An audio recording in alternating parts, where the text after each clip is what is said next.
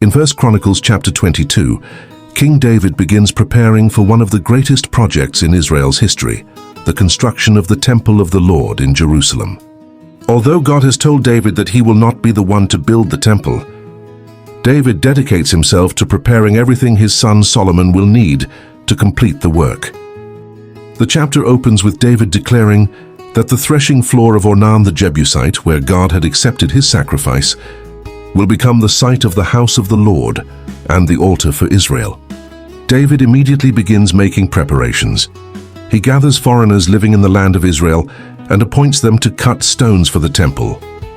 Skilled workers shape large stones so they will be ready for construction. David also stores enormous quantities of iron for nails and hinges, as well as so much bronze that it cannot be weighed. Cedar logs are brought from Sidon and Tyre, supplied by the Sidonians and Tyrians, who are known for their skilled craftsmanship and fine timber. David explains why he is preparing so much. Solomon is still young and inexperienced, while the temple must be magnificent, bringing honor and glory to the Lord among all nations. David therefore gathers everything possible before his death, so that Solomon can complete the task successfully. David then calls Solomon and speaks to him personally. He tells him he wanted to build the temple for the Lord, but the word of the Lord came to him with a different plan. God tells David that because he has fought many wars and shed much blood, he will not build the temple. Instead, his son Solomon will be the one chosen for the task. The Lord promises that Solomon will be a man of peace. During his reign, Israel will experience rest from its enemies, and peace will surround the nation. Because of this, Solomon will build a house for the name of the Lord. God also repeats his covenant promise, declaring that he will establish Solomon's kingdom and that Solomon will be his son while God will be his father.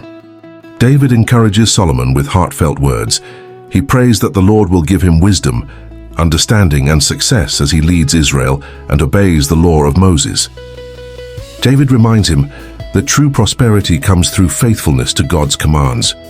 He tells Solomon to be strong and courageous, urging him not to be afraid or discouraged. The task ahead is great, but David assures him that God will be with him. David then explains the vast preparations he has already made. He has collected huge amounts of gold, silver, bronze, iron, timber, and stone. He also reminds Solomon that many skilled craftsmen are available, including stonecutters, carpenters, masons, and workers experienced in every kind of construction. The king instructs Solomon to begin the work with confidence, trusting that the Lord will help him. Finally, David speaks to the leaders of Israel.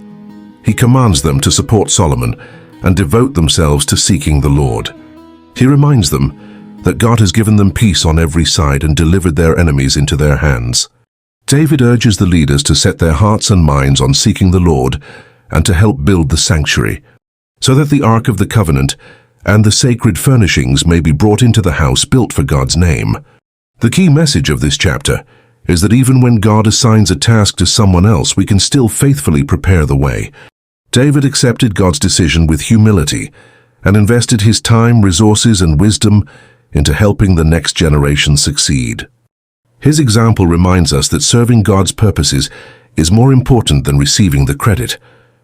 Next comes 1 Chronicles chapter 23, where David organizes the Levites and assigns their responsibilities for serving in the temple that Solomon will one day build.